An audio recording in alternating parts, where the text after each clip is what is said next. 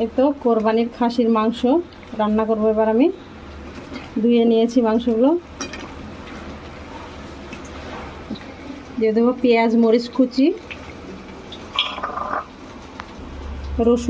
রসুন, লবণ, হলুদ, জিরে ধনের গুঁড়ো। এলাচগুলোকে আমি একভাবে মুখটা ফাটিয়ে দিচ্ছি। স্টার মশলা একটু, কয়েকটা লবঙ্গ আর একটু দারচিনি, আদা বাটা 1 চা চামচ, দিয়ে দেবো সরিষার তেল,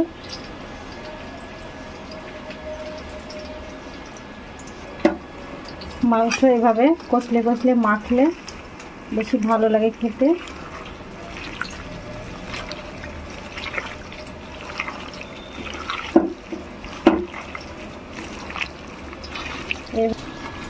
এইভাবে খুব ভালো করে একদম কষলে কষলে মাখবো, তাহলে ঘ্রাণটা খুব সুন্দর আসবে। আর যত ভালো করে মাখানো যাবে খেতে ততই ভালো লাগবে।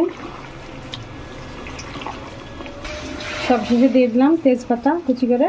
এবার আমি উনুনে বসিয়ে দেবো, ঢাকা দিয়ে বসিয়ে দেবো উনুনে। ঢাকনাটা তুলে দেখবো, মাঝে মধ্যে আমি একটু নাড়া দিয়েছি।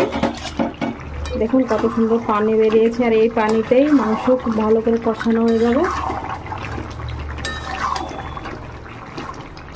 কোরবানির মাংসে এমন একটা বরকত,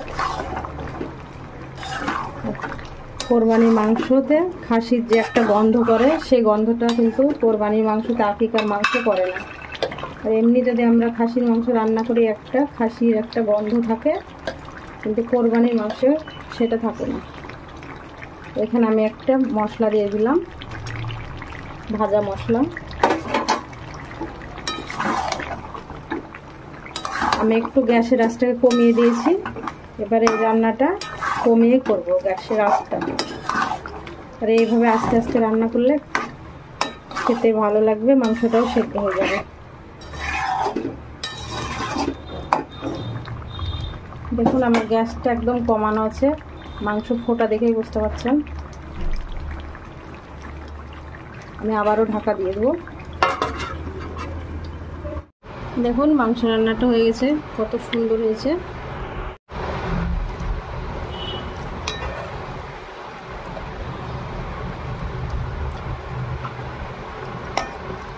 আমার ঈদের মাংস রান্না হয়ে গেল। দেখুন খাসির মাংসটা কত সুন্দর লাগছে দেখতে।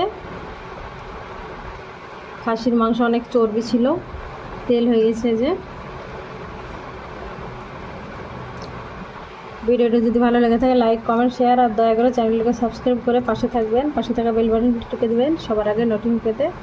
আপনারা সবাই ভালো থাকবেন, সুস্থ থাকবেন। আল্লাহ হাফেজ।